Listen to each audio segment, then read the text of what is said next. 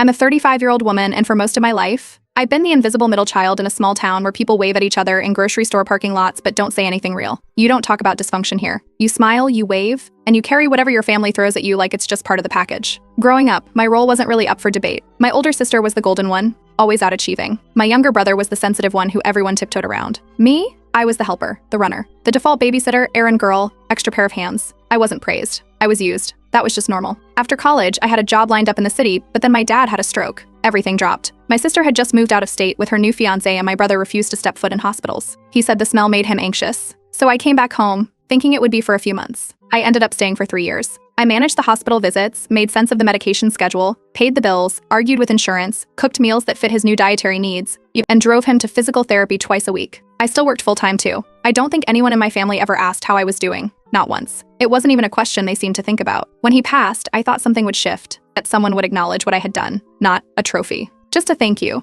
What I got was my mom looking me in the eye and saying, "We all lost him. You're not special." That was it. That was the closest thing I ever got to recognition. My sister came back for the funeral. She posted a photo with our dad, one taken years ago, and made the caption sound like they'd been close the whole time. People commented things like, "So sorry for your loss, and he was so proud of you." She liked every single one. While I was still trying to write the eulogy, my brother was in the garage collecting tools and yard equipment. Said he'd been meaning to get those things before someone else grabbed them. I hadn't even had time to go through my dad's dresser yet, but apparently the weed whacker had more sentimental value. When I brought it up to my mom later, told her it felt like they were all just pretending nothing had happened, pretending I hadn't carried the entire thing alone.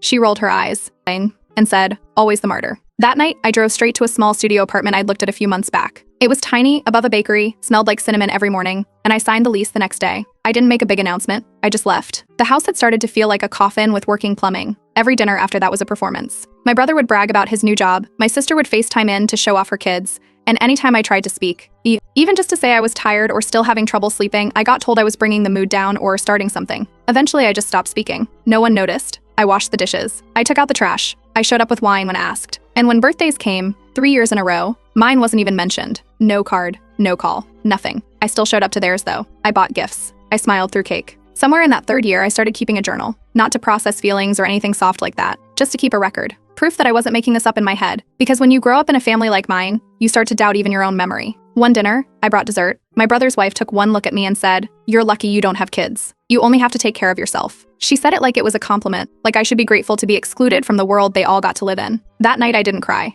I made tea. I sat on my bed and stared at the ceiling. Then I packed a bag. Just essentials, clothes, a few books, my journal. And I wrote down one line, "They think silence makes me weaker, but it's going to make me free." I didn't send a message. I didn't slam a door. I just left everything behind the same way they always did, quietly, like it was no big deal. But this time, I wasn't coming back.